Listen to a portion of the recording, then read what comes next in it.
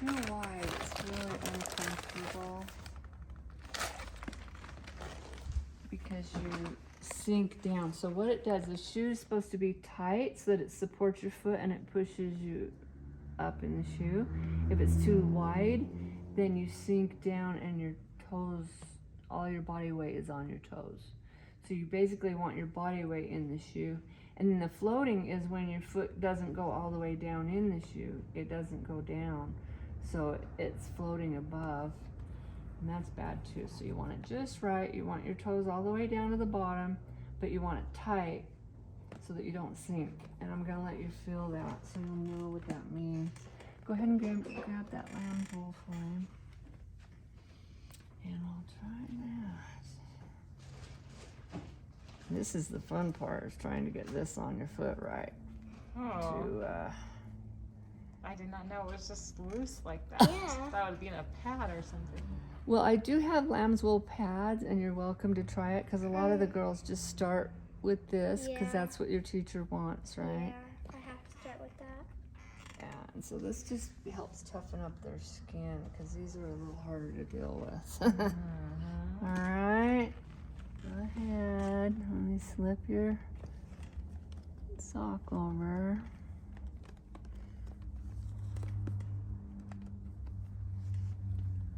Okay, there you go. And if you want, you can even add more in it,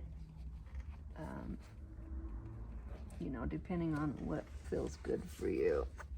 Okay, and see how they're tight, but they're a little gonna be wide here. I'm letting you try the wide ones first, just so you know what now you don't have to get new wool every time you need it. You just have to reuse the same one for a while until it's so bally that it's garbage, so that you don't constantly throw it out every time, okay? Okay. Let me just fix that. Yeah.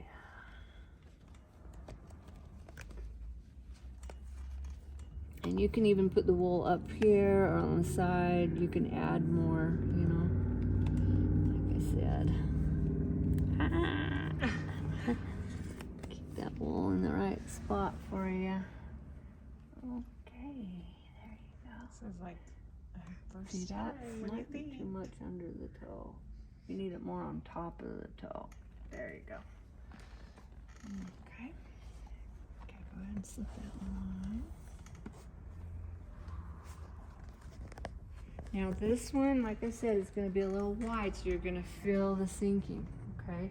So you'll know what you should and shouldn't feel. Now step straight onto the toe, don't roll through. Now go ahead and go up.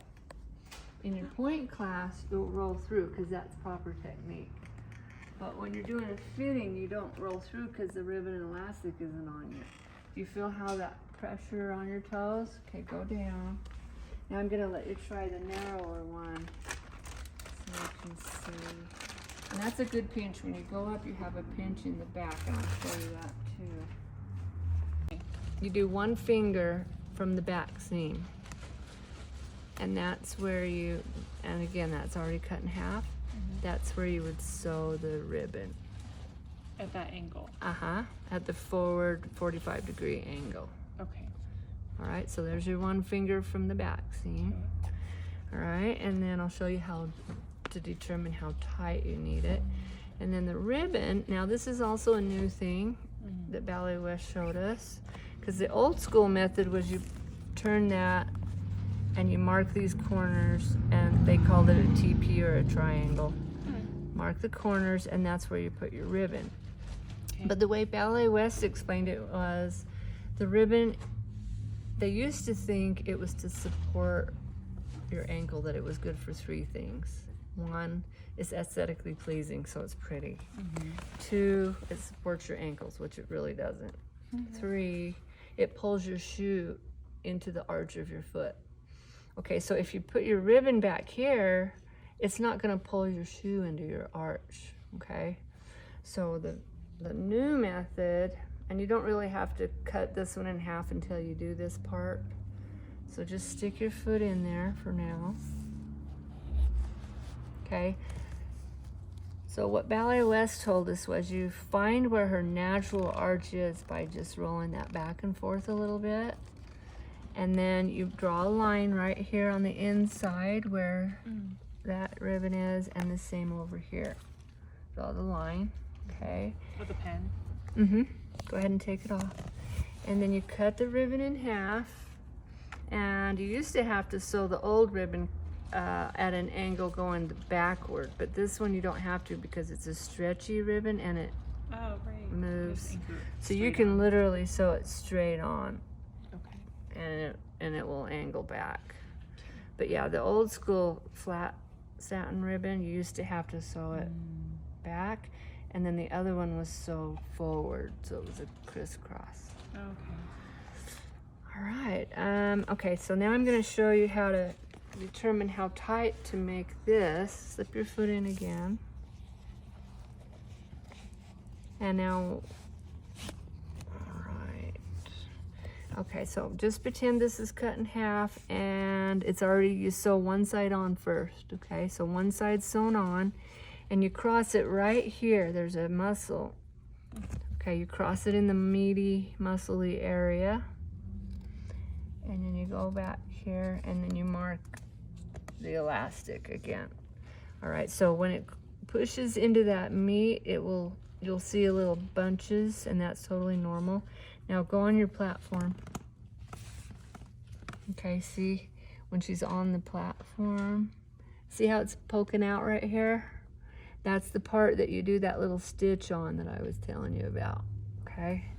But you do that after both of them are sewn on, ribbon and elastic. Okay, go down. Let's say, Mom, that feels too tight when I'm standing up. Let's make it looser. Okay, now go up on your platform. Up, too loose. Yeah. So then when you try to roll through your shoe, your heel flips off. So it has to be tight so that when you're standing in your flex position, it looks like it's really poking in right here. But when you go up, it's still tight enough to hold the heel on, okay? And if she starts to try to break in the demi point and is trying to roll and it's flipping off the back of her heel, then that means it needs to be tightened up a little bit.